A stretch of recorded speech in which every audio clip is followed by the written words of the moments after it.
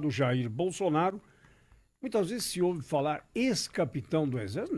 Não há ex-capitão. Capitão reformado do Exército seria o mais correto, né, deputado? Não, é o correto. Bom dia, muito obrigado pela oportunidade. Um abraço a todos os ouvintes da Bandeirantes.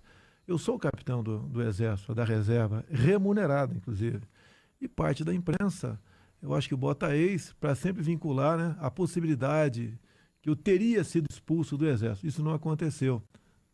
Eu respondi um processo naquela época, um conselho de justificação, e o processo foi arquivado no Superior Tribunal Militar. Então esse ex é exatamente para tentar me desqualificar por parte de alguns órgãos da imprensa. Muito obrigado por essa citação. Agora, quanto tempo o senhor ficou no Exército? Eu fiquei 15 anos, né? E fui embora, eu recebo, inclusive, 17, 30 avos. Isso tem a ver com a legislação, a nossa Constituição, que o militar, quando submetido a eleições, né, no ato da diplomação, ele passa para a reserva remunerada e ganha proporcional ao seu tempo de serviço. Não há um estímulo, né, para oficiais do Exército serem candidatos, né? Eu acho que a legislação está correta. Você imagine, por exemplo, eu fico 2 mandatos como deputado federal, né, e volto para dentro do quartel. Eu acho que não me adaptaria mais àquilo. Na Polícia Militar tem proposta nesse sentido para o elemento voltar ativa. Eu acho que para nós das Forças Armadas, e até mais, você perde a tua liberdade dentro lá do Congresso Nacional, sabendo que poderá voltar para ativa. E sabemos que a nossa instituição ela é calcada na disciplina e hierarquia. E você voltando para lá depois de 4, 8 ou 12 anos para ativa, eu acho que você não produz mais do que a instituição mereceria. O senhor está treinando para falar 7 segundos no horário de TV? O que o senhor vai falar em 7 segundos? Ou tem ainda expectativa de conseguir um apoio de algum partido? Eu tenho metade do tempo do Enéas Carneiro, ele tinha 15 segundos. Nós não temos qualquer possibilidade, de me entender, de buscar coligações. Até porque ninguém me procura também, né? Não estou reclamando de abandono, não.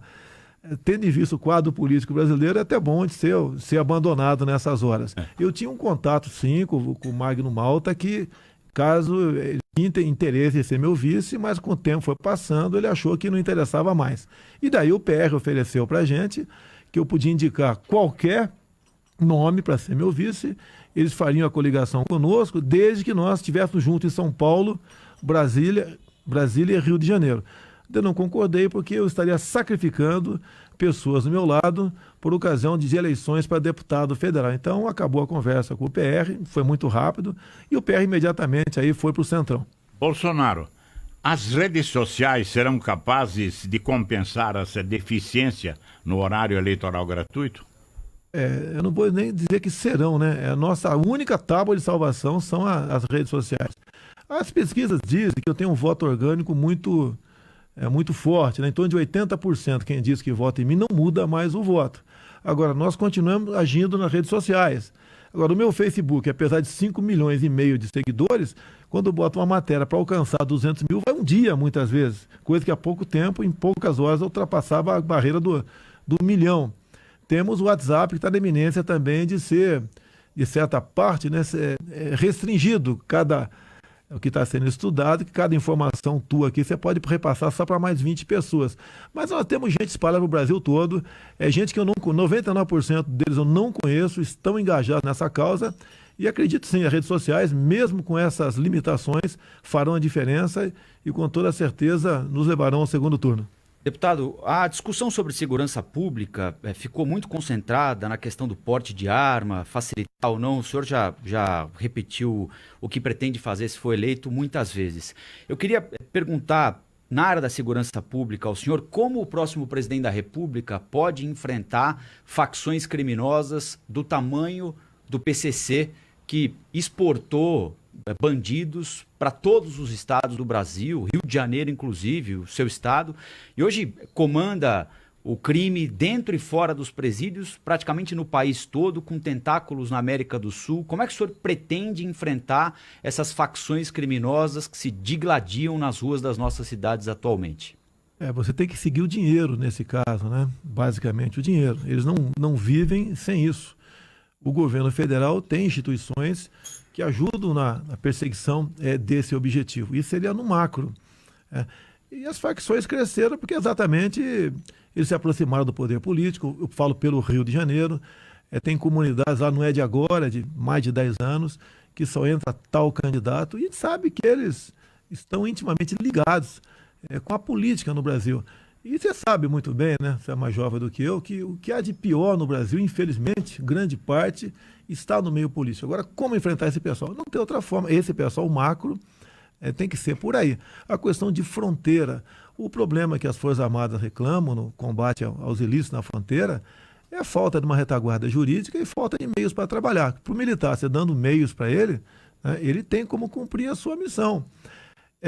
Em 2014, a Dilma Rousseff esteve em Quito, no Equador. Entre outras decisões que eles tomaram lá, junto à Unasul, que é o nome de fantasia do Foro de São Paulo. Ali eles revogaram a lei do abate. Não é que você vai usar a lei do abate, mas você tenta, não deixa de ser uma ameaça para o opositor. Importaria, olha só, do Ministério da Justiça, em 2010 também, qualquer veículo, né, que porventura rompa uma barreira policial, essa barreira policial na área federal, porque essa portaria é aplicada para nós. Isso é proibido. Você não pode, para essas tropas federais, entre a Polícia Federal, entre as Forças Armadas em GLO e tantas outras coisas, você não pode abordar o inimigo com arma apontada para ele. Então, as medidas todas visando basicamente os direitos humanos de quem, com todo respeito, não tem a mínima de consideração com os direitos humanos das pessoas de bem. Agora, é um combate violento. Você não pode dizer que vai ficar apenas na questão da inteligência. Você vai ter que descer degraus tocante a isso aí. Até adianto para vocês, a Polícia Militar de Mato Grosso do Sul, nós temos um destacamento sediado lá em Dourados, chama-se DOF, é o Departamento de Operações de Fronteira. Eu estive lá para exatamente ver como é que funciona essa questão. Eles mandam 2, 3 viaturas que ficam em média 5 dias fora da condição, em média 10 pessoas, e andam de maneira inopinada. O comandante sabe por GPS onde andam essas viaturas. E de vez em quando ao confronto com essas pessoas. O que nós precisamos em havendo o confronto, você dê a devido respaldo e apoio aos militares das Forças Armadas, Polícia Federal, Polícia Rodoviária Federal, que não tem outra maneira de você combater esse pessoal se não for dessa forma. Inteligência e também, se for o caso, violência também. Bolsonaro, como é que você está vendo essa intervenção federal no Rio de Janeiro? Esse é um modelo que tem que ser adotado em alguns locais que vivem o problema da segurança pública de uma forma com pouco controle do Estado. É a saída da intervenção federal, e essa intervenção federal, como foi feita, está dando resultado, na sua opinião? Olha, quando tudo dá errado num governo, estoura na violência, estoura na economia também. Agora, nós fomos chamados, né, para agir na ponta da linha. E não é uma intervenção militar, no meu entender, é uma intervenção política. Foi decidido no meio do carnaval, o senhor Temer, o então ministro da Defesa, Raul Jungmann, e Moreira Franco, pessoas que não entendem absolutamente nada dessas questões. Até mesmo o Jungmann, né? É um ministro ali desarmamentista. Não, o Temer foi secretário de Segurança Pública em São Paulo. Mas não foi para tapar aquele buraco do caso Carandiru. Tá certo? Ele veio para suprir aquele espaço do Carandiru no governo de São Paulo, aquela vez foi em 92, se eu não me engano. Tá? Ele foi para tapar um buraco, não foi para atacar a criminalidade aqui, ele foi para defender o governador, era o Fleury naquela época, tinha um episódio de Carandiru, ele veio para substituir. 2 de outubro de 92. O seu secretário de Segurança, o objetivo do tempo foi tapar buraco, também não tem conhecimento de absolutamente nada. Agora vamos lá. Quem é que não tem um amigo aí, um parente que está prestando serviço militar obrigatório ou esteja engajado? Esse soldado nosso do Exército, com 20 anos de idade, está no Rio de Janeiro, nessas operações. Imagine ele de madrugada, recebe tiro por cima e revida. Vai que num ricochete morra um inocente. É justo pegar esse soldado com 20 anos de idade, que tem sua namorada, que tem seus sonhos, tá? Que vai na praia, que tem seu time de futebol, submetê-lo a uma auditoria militar para ele ser condenado de 12 a 30 anos de cadeia? Qual a responsabilidade do Estado nessas questões? E a imprensa toda diz que estamos em guerra. Se estamos em guerra, os dois lados podem atirar. Agora, se não puder atirar na cidade, não nos coloque lá. Porque o instinto de sobrevivência desses próprios soldados, né, o faz agir dessa maneira. Então é uma irresponsabilidade do governo, simplesmente do Temer, né, jogar para cima das Forças Armadas. Resolve aí esse problema. Eu, como presidente da República, só admitiria botar minha tropa na rua com uma retaguarda jurídica. O senhor é contra essa intervenção? Da forma que está, eu sou contra. Eu votei favorável a ela, para evitar até críticas, né? eu tenho contato com o meu pessoal das Forças Armadas e converso de soldado a general com todo mundo. A preocupação deles é enorme no tocante a isso, porque não temos meios para trabalhar. E olha que até há pouco tempo, qualquer ação nossa, em havendo algo de errado, né, uma morte do inocente, nós íamos para tribunal de júri. Foi uma briga de mais de um ano dentro do parlamento, porque a própria secretária do Temer, a senhora Flávia Piovesan, trabalhava dentro do Senado, né, quase que diuturnamente, para que essa proposta, de modo que o militar das Forças Armadas e também Forças Auxiliares, nesses momentos, em ações típicas militares, viesse a responder perante uma auditoria militar e não tribunal de júri. Foi difícil aprovar isso daí, mas conseguimos aprovar. Deputado, o senhor, na condição de presidente da República, pretende estimular e patrocinar o Congresso Nacional a rever a legislação penal? Que tipo de legislação o senhor acha que deve ser revista exatamente, pena aumentada? O que é que deve ser feito nessa área? Experiência antiga, eu estou no 7º mandato de deputado federal. Se você quiser resolver tudo, você não vai resolver nada. Tá? Você tem que pontualmente buscar soluções para isso. No Código Penal, você bota ali no excludente de ilicitude, não só o agente da lei em operação, bem como a você, civil, num caso de legítima defesa. Um caso muito falado no Brasil, né, é o caso do cunhado da Ana Hickman. Um marginal entra num quarto de hotel lá em Minas Gerais, né, e atira, fere uma senhora com 2 tiros. O cunhado da senhora Ana Hickman estava no hotel, reage, tá, consegue tirar a arma do cara, dá 3 tiros na cabeça dele. Imagina a situação emocional desse homem.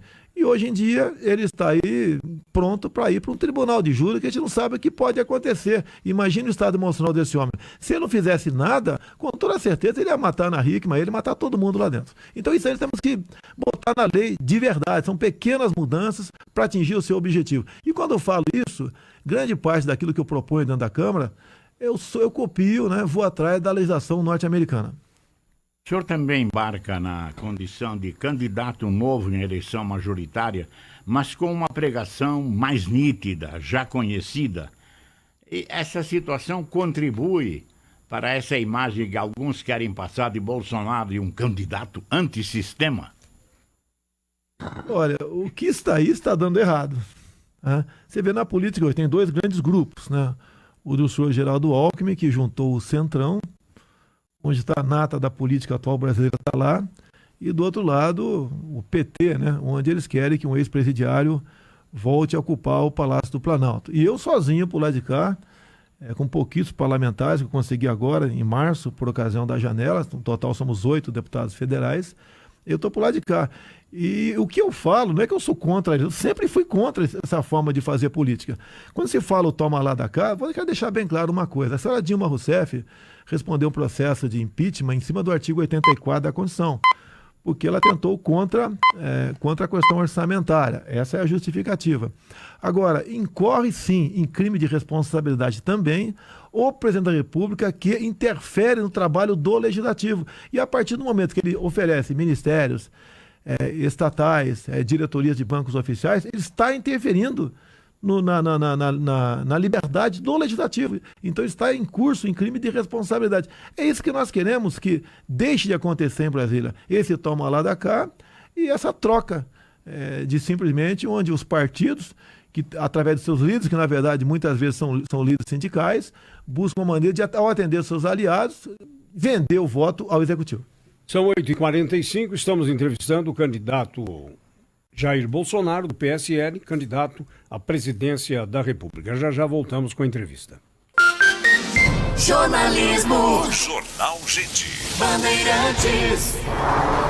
Há mais de 20 anos, a Stuttgart é referência em Porsche. E a bordo de um Porsche Macan, a vida é muito mais intensa. Um carro que você dirige com prazer, em qualquer lugar, em qualquer caminho, em todos os momentos. Saia do comum e entre num Porsche Macan. Você encontra seu Porsche Macan e toda a linha Porsche em uma das 8 unidades Stuttgart Porsche em todo o Brasil. Stuttgart, sua referência Porsche. No trânsito, a vida vem primeiro. Brasil em 12 vezes sem juros é só na Agastur. Aproveite o melhor de Maceió com café da manhã e um incrível passeio pela cidade pagando apenas 12 vezes de R$ 72. Promoção por tempo limitado. Não perca tempo. Acesse www.agastur.com.br. Consulte seu agente de viagens e nossas condições. Agastur, seu shopping de viagens. No Fleming's Prime Steakhouse Wine Bar, você vai desfrutar de uma experiência única. Venha experimentar nossos deliciosos steaks, harmonizados com 100 opções de vinhos em taças. Aproveite o nosso menu de almoço exclusivo para a área do bar, de segunda a sexta, exceto feriados, com a combinação de couvert e prato principal por R$ 49,00. Avenida Cidade Jardim 318. Acesse flemings.com.br e saiba mais. Trânsito. Falando agora da chegada a São Paulo pela rodovia Anchieta, muito ruim nesta manhã, congestionado do quilômetro 15 até o 10 no acesso à Rua Vergueira e tem lentidão também pelo trecho urbano até a Salvador Pires de Lima. Quem vai no sentido do ABC enfrenta boas condições. Mais eficiência, limpeza e proteção para o seu motor. Gasolina Petrobras Grid, exclusiva nos postos Petrobras. Jornalismo. Jornal Gente. Bandeirantes. Estamos entrevistando o candidato do PSL à presidência da República, Jair Bolsonaro. Eu perguntaria ao Jair Bolsonaro, no caso de explosivos e também de fronteiras, as Forças Armadas têm essa responsabilidade constitucional. Por que é que não está dando certo isso, hein? Principalmente para os explosivos. Nós estamos vendo aí explosivos nas mãos de bandidos, diariamente explodem caixas eletrônicos, agências bancárias. Temos os problemas aqui internos, né? Nossas pedreiras. O Exército não tem como controlar isso tudo. Tá? São centenas de locais onde se pratica isso daí. Temos uma fronteira de 17 mil quilômetros, praticamente aberta, a fronteira seca também. E quando você pega um elemento com explosivo, a sua pena, né, é tão pequena que muitas vezes na própria audiência de custódia ele vai embora. Ou seja, tudo no Brasil é um convite para a impunidade. Então fica difícil realmente você combater isso aí, porque o ser humano só respeita o que ele teme. A partir do momento que o homem não tem o que temer, ele continua na sua vida aí de criminalidade. Bolsonaro, de assunto um pouquinho, a gente está falando muito sobre segurança pública, mas queria saber o que você pensa também sobre outros temas importantes do país. Bolsonaro, presidente, manteria o Bolsa Família como ele está? Faria alguma alteração nesse programa social? Esse programa aí, que na verdade começou com o Fernando Henrique Cardoso, tinha uma boa intenção. Com o Lula chegando, né, eles usaram para o lado político eleitoral, onde Bolsa Família começou a ser distribuído para qualquer um. Visitas do Lula no passado para determinadas cidades, 2, 3 meses antes, ia um pessoal lá do próprio PT e estimulava a distribuição disso. Quando o cara chegava, ele já tinha recebido uma, duas mensalidades do Bolsa Família, estava tudo bem. Nós temos hoje em dia em torno de 14 milhões de pessoas recebendo. E o que eu tenho dito? É um programa que você não tem como falar, vou tirar. Né? O ideal é que não tivesse, porque ninguém precisasse dele. Mas um terço, no mínimo, desses merecem e não tem como tirar. Então, a pessoa que está nessa situação, você tem que manter. Agora, é comum, quando se faz auditoria por aí, quase um terço, né, dos auditados são fraudulentos. São pessoas que têm um poder aquisitivo que não é compatível para receber o Bolsa Família. Um terço, né? São pessoas que têm condições de, se quiser, entrar no mercado de trabalho, e tem o terço restante que você tem que atender e manter isso aí, porque senão também seria, no meu entender, um tremendo ato de desumanidade para com essas pessoas. Deputado, o próximo presidente da República vai assumir o cargo numa condição terrível do ponto de vista da economia, né? Com uma bomba relógio prestes a explodir dentro do gabinete, com uma dívida galopante, a despesa da Previdência no que vem deve aumentar em 80 bilhões de reais, essa é a estimativa. Há um temor de que o próximo presidente da República não consiga cumprir a regra de ouro, que impede o presidente de contrair empréstimo para despesa corrente. O que é que o senhor pretende fazer? E um exército de desempregados, que esse talvez seja a maior face do drama que nós estamos atravessando. Nessa área, o que é que o senhor pretende fazer assim que chegar ao cargo, para tentar colocar o orçamento dentro da caixinha e, ao mesmo tempo, voltar a estimular minimamente a economia do país? Nós temos em torno de 40 milhões de desempregados. Tanto é que quem recebe Bolsa Família é tido como empregado, né? do restante que está na situação de economicamente ativa, a metade está na informalidade. Nós sabemos desse problema, todo mundo sabe desse problema, que o avião está caindo.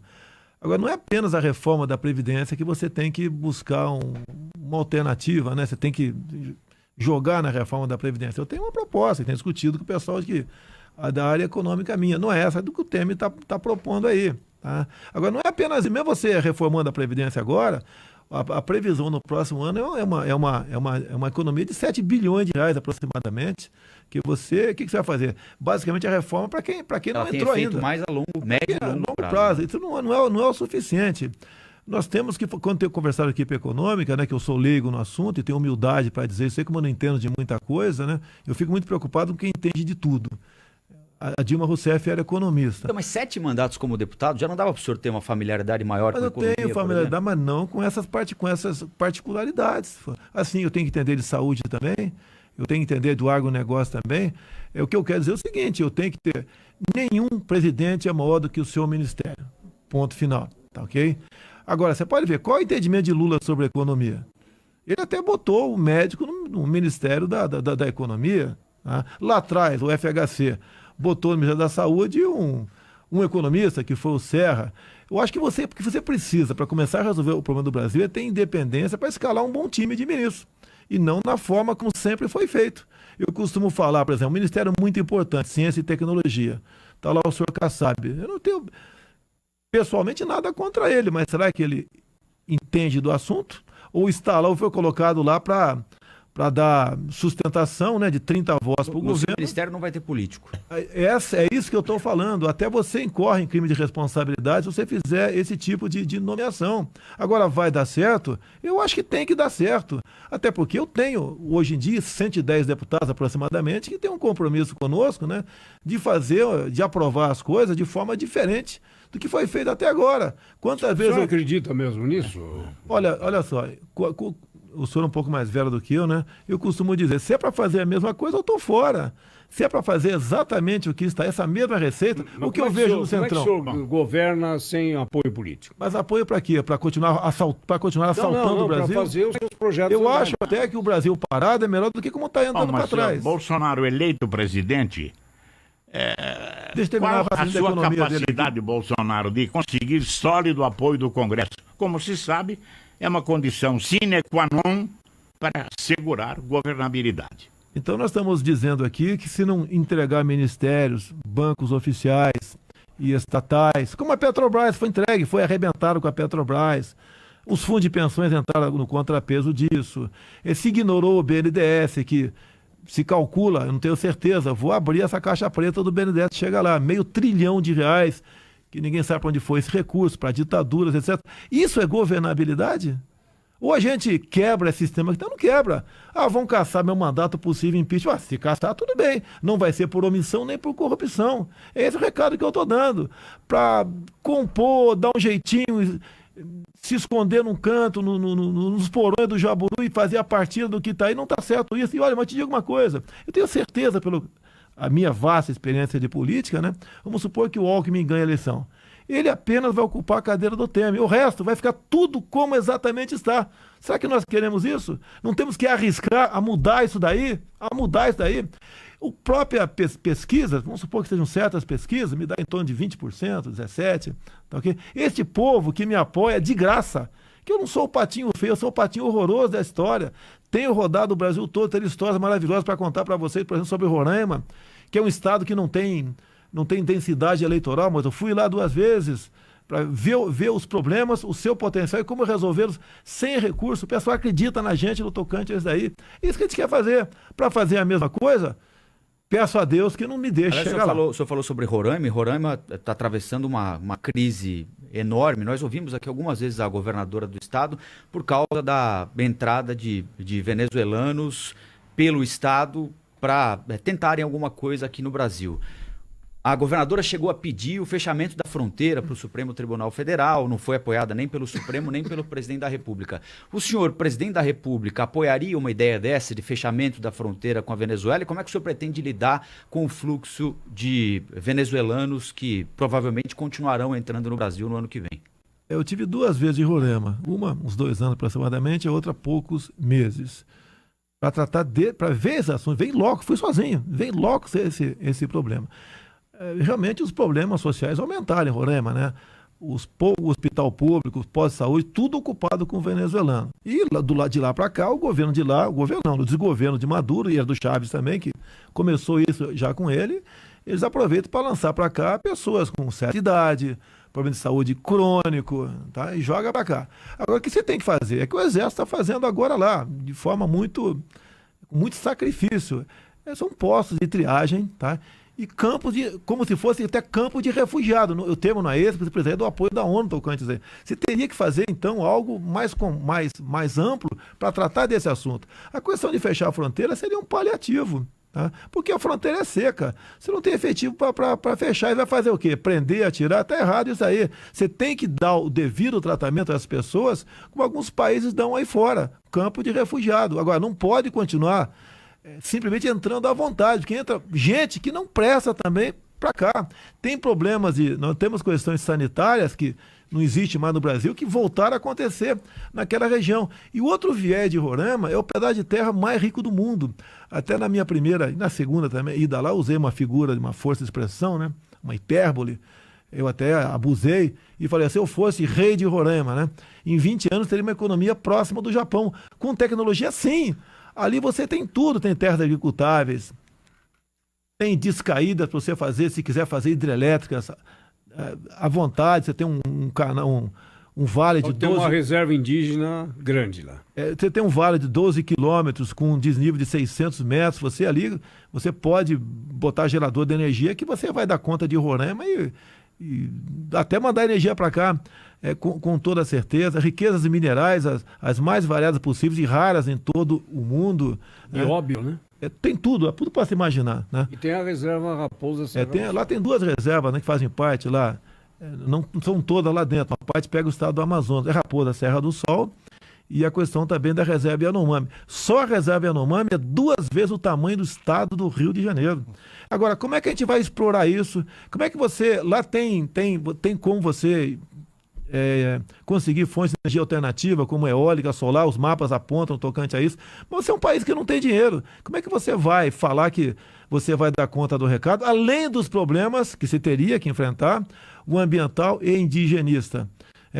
E o mundo aí fora, como reagiria, por exemplo, se você fosse fazer uma hidrelétrica que alagasse parte de uma reserva indígena? Como o mundo se comportaria fora tocante a nós? Que nós somos tutelados. Né? Por isso eu abro para você, eu tenho procurado, sim, né, setores do governo norte-americano para ver o que em parceria nós podemos fazer nessas regiões. Vejo com muitíssima preocupação o que acontece no Brasil na questão mineral. A China agora começa a explorar o nióbio aqui em Catalão por concessão, coisa que só nós temos e tem um valor incalculável no mundo.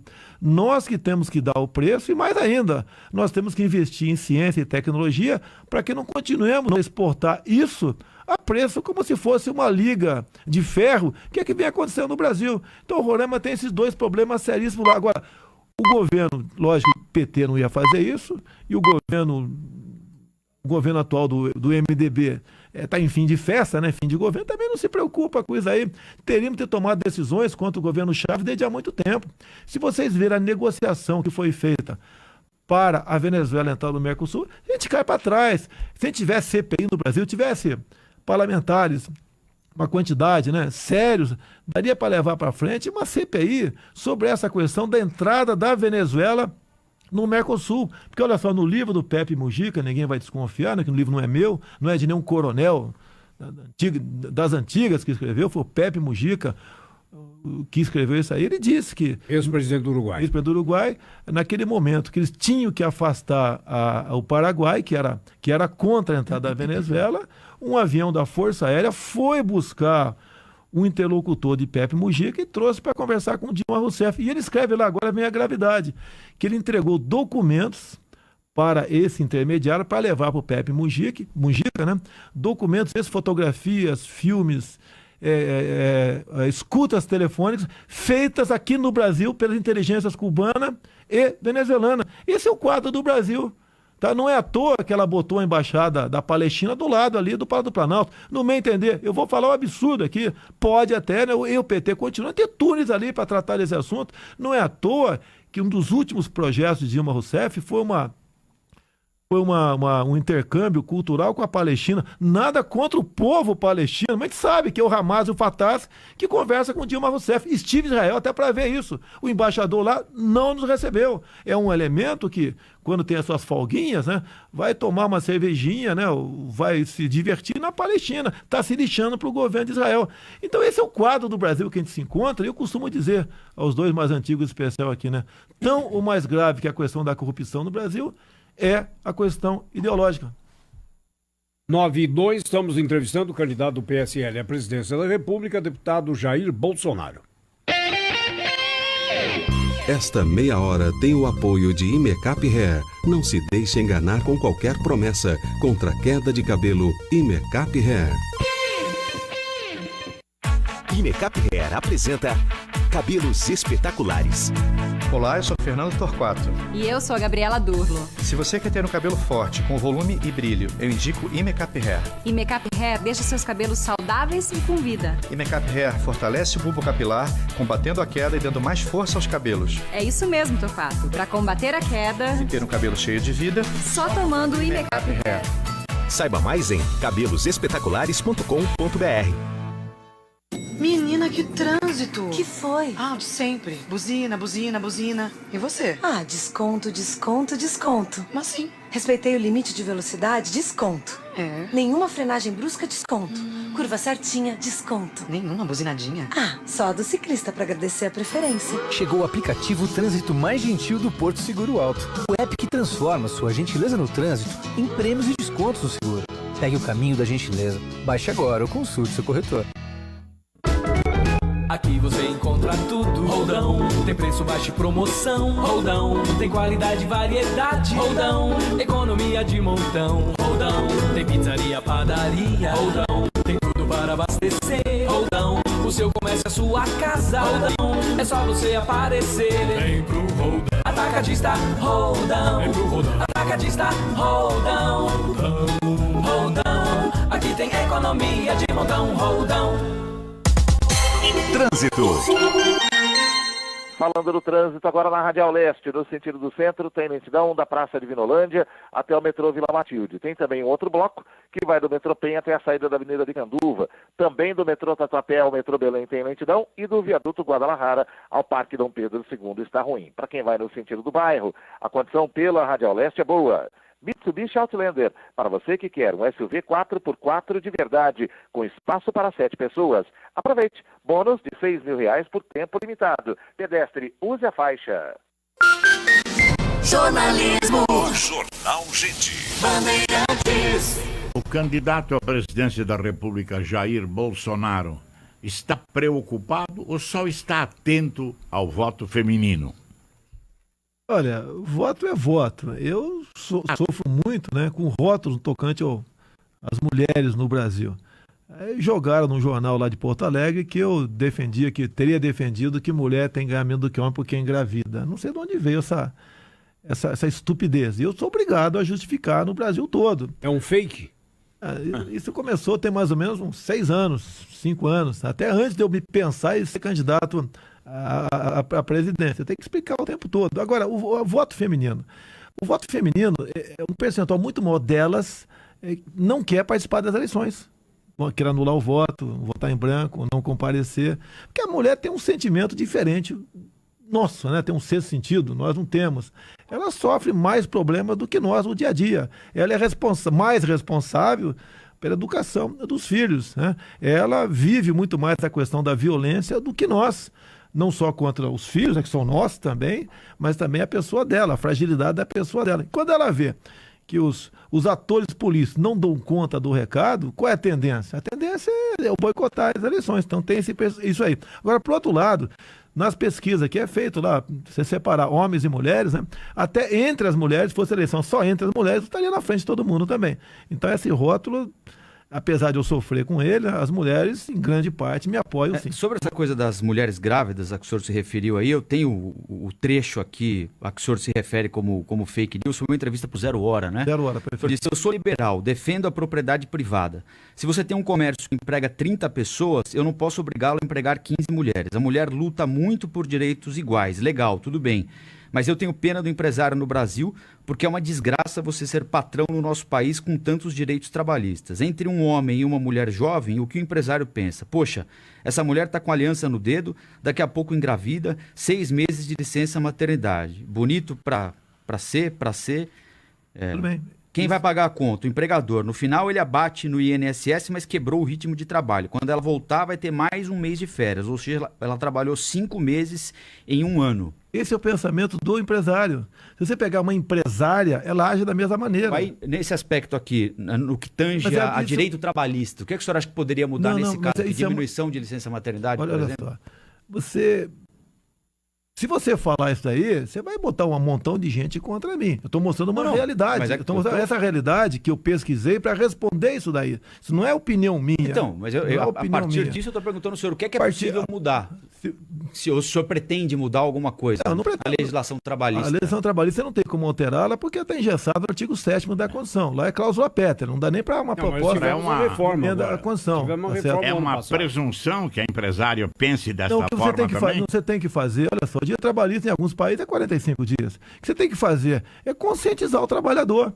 Porque hoje em dia você tem uma mão de obra tão cara no Brasil, né? Costumo dizer até que o salário é pouco para quem recebe, muito para quem paga, que você simplesmente não tem satisfação e não tem motivação para abrir uma empresa no Brasil. Tem de vista a quantidade de direitos trabalhistas que nós temos. Critico tanto os Estados Unidos, lá não tem direito trabalhista nenhum, lá funciona essas questões. Essa questão em si, você tem que mostrar para as mulheres que está acontecendo isso, não é o patrão. A patroa também age dessa maneira. É importante o senhor achar que a empresária agiria do mesmo jeito.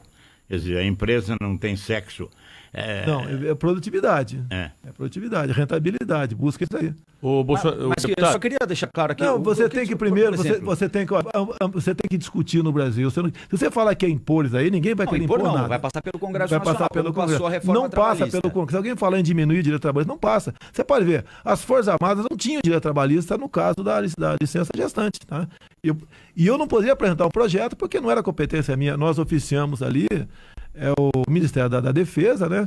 E acabaram apresentando o projeto em cima disso e foi aprovado. Agora, isso daí pesa sim e influencia na contratação de mão de obra feminina. Geralmente, como regra, não se contrata. Até no passado era comum você falar que exigia-se da mulher uma comprovação de esterilidade, que ela fez a laqueadura, por exemplo. Isso acontece. Agora, eu não quero botar nas minhas costas a responsabilidade disso aí. Isso que eu respondi foi em cima daquilo que eu pesquisei para poder responder ao Zero Hora. E é uma realidade. Minha pergunta é se o senhor presidente pretende mudar isso. Olha só, que eu falo, né? Eu tenho falado, o empresariado tem falado para mim muito também. O trabalhador vai ter que decidir um dia, menos direitos de emprego ou todos os direitos de emprego. Então você tem que chegar junto à opinião pública e começar a conversar com eles. Tá? Por exemplo, se eu estivesse agora numa situação complicada, eu aceitaria trabalhar para quem quer que fosse, né? Ganhando, não interessa quanto, quem vai trabalhar sou eu, mas você não consegue esse emprego porque tem do outro lado o Estado que te impede basicamente de agir dessa maneira, porque as multas são altíssimas. E mais ainda, hoje em dia, o trabalho escravo ou análogo à escravidão, porque tem um ativismo judicial em cima disso aí. É um espectro bem amplo. Isso é terrível. Isso aí tá entrando no campo e vale para a cidade também. A pena é expropriação do imóvel. Eu estou num prédio aqui, suponho que você seja dono.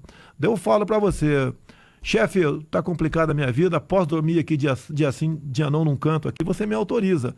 Chega o Ministério Público do Trabalho, me vê dormindo num canto, no chão, ou um colchão na espessura abaixo de 8 centímetros, ou um quarto de ventilação inadequada. Isso se enquadra a trabalho análogo à escravidão. A tua pena é perder todo esse imóvel aqui com todos os bens que estão aqui dentro. Então isso vem acontecendo no campo e vai acontecer na cidade também. Então esse relacionamento patrão-empregado, você tem que mostrar a verdade para eles, porque quem mostra só um lado é o PT, é a esquerda, porque é mais fácil defender empregado do que patrão, para as questões realmente que tem que ser defendidas, porque tem mais votos. Tá certo? Isso que acontece no Brasil. Isso tem que ser quebrado como? Pelo convencimento, conversando, tá? Mostrando a realidade. E hoje em dia, você pode ver, eu poderia ter uma microempresa no Rio de Janeiro com 4 pessoas trabalhando. Por que eu não abro essa microempresa? Porque eu vou ter dor de cabeça. É a questão trabalhista, eu votei favorável a essa mini-reforma trabalhista, foi massacrado pela esquerda. Em 2002, o pessoal mais antigo deve lembrar aqui, nós votamos uma reforma trabalhista semelhante. O que o PT, PCdoB fizeram naquele momento? E a internet estava engatinhando ainda, né? Massacraram a gente como nós tivéssemos votado para acabar com o 13º, com o fundo de garantia, com hora extra, com férias. Foi feito praticamente a mesma coisa agora. De imediato. A previsão é no ano que se viesse suceder a sanção dessa lei, né? Em vez de 4 milhões de ações trabalhistas, temos 2 milhões no Brasil. Eu não sou inimigo do trabalhador, eu quero que o trabalhador realmente vá trabalhar e ele, fazendo um bom trabalho, seja reconhecido pelo patrão. E mais ainda, nós pretendemos até lançar o programa Minha Primeira Empresa, para mostrar para todo mundo como é difícil ser patrão no Brasil. Deputado, aproveitando que o tema aí era mulher, o senhor já definiu quem vai ser o seu vice ou a sua vice? Como é que estão essas conversas aí? Não está definido, até porque a nossa lagoa, né, é muito pequena, é no PSL. Janaína está descartada? Não, aí tá todo mundo no banco de reserva, tá? A Janaína, tá o príncipe aí, Felipe Orleans e Bragança, e não foge muito dessas duas pessoas. Agora, esse casamento tem que ser muito bem pensado. Eu tenho pontos, né, que são conflitantes com a senhora Janaína, e ela tem para comigo também. E ela já falou no próprio discurso lá na convenção da semana passada, ela disse que quer participar do governo. Bacana, tem que participar do governo. Mas eu entendo aqui que um governo, né, é igual quase um quartel, por favor, não é quartel não, mas tem um comandante. Quem é o comandante? É o presidente. Qual é o papel do vice? É estar alinhado com aquelas propostas. Eu não posso indicar uma mulher só porque você vai quebrar o gelo junto às mulheres, pode até ganhar no primeiro turno. Não me interessa aí, eu não posso ter uma vice lá que tenha problemas, e nem ela ter um presidente que tenha problemas também. Então ela está descartada. Não está descartada ainda não, mas tem questões conflitantes. Hoje vamos conversar novamente, vamos dar mais um passo, né, para ver se a gente prossegue nessa união ou não. E observando o atual cenário de candidaturas que o senhor vem liderando pela impossibilidade do PT definir a candidatura Lula, mas o senhor considera forte, perigosa para a sua candidatura, ou a sua assunção, qualquer candidatura do PT com forte apoio de Lula? Olha, eu tenho andado pelo Brasil, então eu sou uma pessoa que, com todo respeito aos senhores, né, eu sinto, existe sim gente que vota no Lula. Não colou a história de corrupção, o pessoal acha que isso é uma perseguição. É porque tem uma imagem do passado dele, em especial as pessoas mais humildes, de que ele fez alguma coisa com os programas sociais, né? Ele fez com o dinheiro dos outros, né? Ele não buscou atender apenas quem necessitava, atendeu, inclusive extrapolou isso daí para buscar o apoio popular dessas classes. Então, tem sim muita chance, no meu entender, de um dos que poderiam estar no segundo turno é o apoiado por Lula. Existe a possibilidade. Agora, por outro lado, acaso sobraria, né? Eu e o atual candidato do PSDB. E eu acho que pela consolidação que eu tenho dos meus votos, a gente vai para o segundo turno, mesmo com metade do tempo do Enéas Carneiro, sem fundo partidário, sem praticamente nada, né? Mas temos um apoio popular muito forte ao nosso lado. É uma população que sabe por que está do meu lado. Candidato, o que o eleitor pode esperar da sua participação no debate entre presidenciáveis na Band, dia 9 de agosto? Honestidade, tá? Respeito para com a família, buscar nos afastarmos do comunismo, que ainda existe esse fantasma entre nós, ter um presidente que vá nomear as pessoas mais adequadas para compor o seu ministério, e um governo de diálogo também. O senhor estará aqui, então, dia 9 de agosto. Está previsto comparecer a todos os debates, né? Daí, vamos ver o que acontece. Agora, quem não deve nada, como é o meu caso, estou tranquilo. Se tiver alguma pergunta que eu não saiba responder, qual o problema? Tá ok? É só dizer que não está em condições de responder aquela pergunta. Não vou no posto Ipiranga, mas o meu posto Ipiranga seria o Paulo Guedes, o dos outros seria empreiteiros, tá? Ou empreiteiras, tá? É completamente diferente de mim. Eu posso dizer, se eu chegar lá, vou nomear o melhor ministério. Os outros não.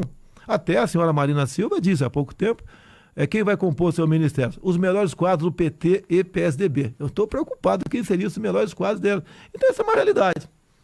Há quanto tempo o senhor ouve a Rádio Bandeirantes, deputado? Desde os 60 e poucos, né? Eu morava aqui em Eldorado Paulista e comprei com o dinheiro que eu extraía maracujá no mato, maracujá silvestre, um pretinho. Eu tirava palmito também, hoje é crime, eu sei que é crime isso hoje, e pescava muito um peixe lá da família dos cascudos. E comprava esse rádio, comprei um radinho desse uma vez, tinha uma capa de couro marrom, e quando pescava de linha de mão, roubalo lá em Eldorado, que tinha muito roubalo naquele tempo lá, eu ouvia o Na Beira da Tuia, né? O programa que canta e encanta os sertões do Brasil. É Tonico e Tinoco. Então a Bandeirantes está no meu coração de há muito tempo aí. Então, muito obrigado por sua presença aqui e até o debate do dia 9 de agosto, candidato. Muito obrigado pela oportunidade, um abraço a todos aí. Jornalismo. Jornal Gente. Bandeirantes.